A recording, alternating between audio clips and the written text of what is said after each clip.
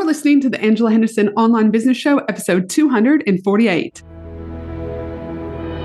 Hey there, you amazing human, and welcome to the Angela Henderson Online Business Show, the podcast that is designed for female entrepreneurs who want to make more money in a way that is in alignment for them. If you're looking for practical advice, proven strategies, and expert insights to help you navigate the challenges of growing your business, then you've come to the right place. Welcome, my friend.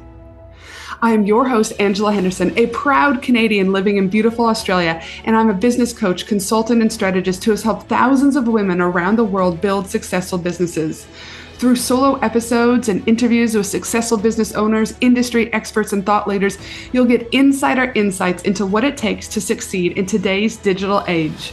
Whether you're struggling to scale your business, looking for ways to boost your productivity, or seeking ways to overcome the challenges of being an entrepreneur, this show has everything you need to succeed and more.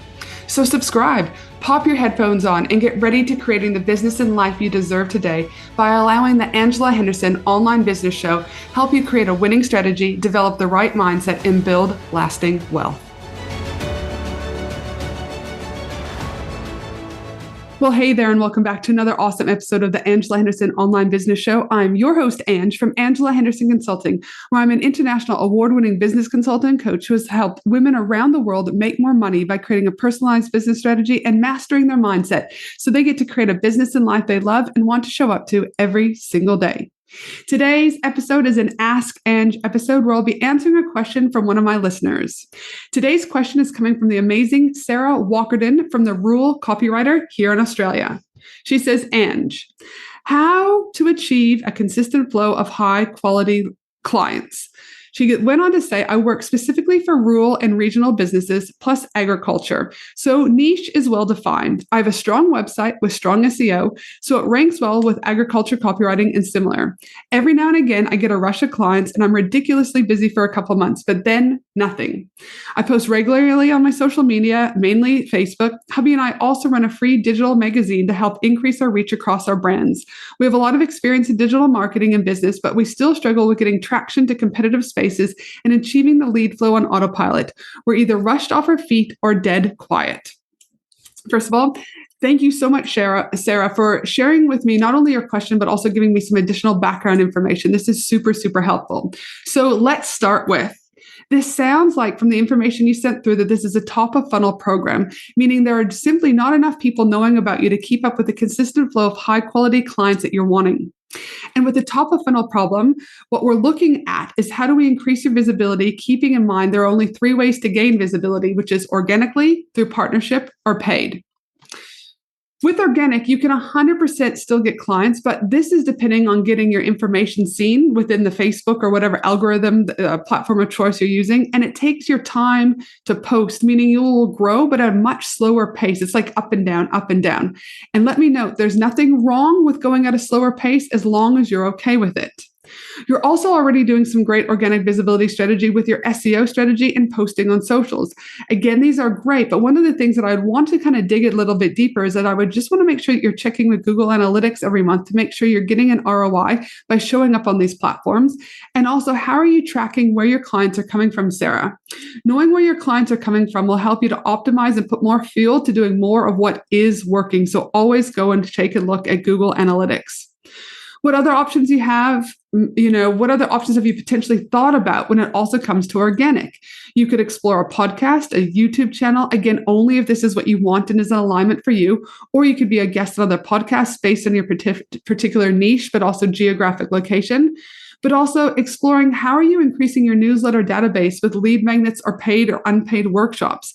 These are all other organic ways that might help you to be able to get more top of funnel people in and have more of that consistent lead gen and client conversion that you're wanting. When it comes to increasing your visibility with partnerships, there are so many fun options for you. You could team up with another business and do a giveaway. You could look at creating affiliates or a referral kickback to anyone that refers people to you. Or you could do some masterclasses inside of paid communities of other business owners. You could explore doing a newsletter swap with other businesses. Partnerships are great. But again, the downfall is you do have to take a little bit of time and energy to put into building and nurturing those ongoing relationships. So I encourage you to explore how you could start to infuse different partnership visibility strategies into your current plan. And the last paid visibility strategy to help with this top of funnel, if you have the funds that are available, is that explore ads. There are so many different ways that you could be paying for things: Google ads, Facebook ads, Pinterest ads, hiring an SEO team to even further optimize your short tail and long tail keywords in your offsite and offsite strategy for SEO. Podcast outreach teams. I've done plenty of those. I've been on over 150 podcasts. They're wonderful too. Using PR and media advertising to get your credibility and authority ranking. Radio still works in some instances. Paying to be in other people's newsletters. I mean, there are so many fun ways that you could be paying to play, right? And increasing that top of funnel and that obviously ongoing client conversion. An example of in my company at Angela Henderson, for example, is we're about to release 10 sponsorship packages where we're going to include podcast inclusion, newsletter inclusion, social media shout outs, and so many other fun inclusions to bring awareness to businesses and have multiple touch points. The key is when you work with a company like myself, for example, what happens is when you have multiple touch points, that audience is already warm and they're a higher conversion. So potentially where else in this space is doing this that could potentially help you?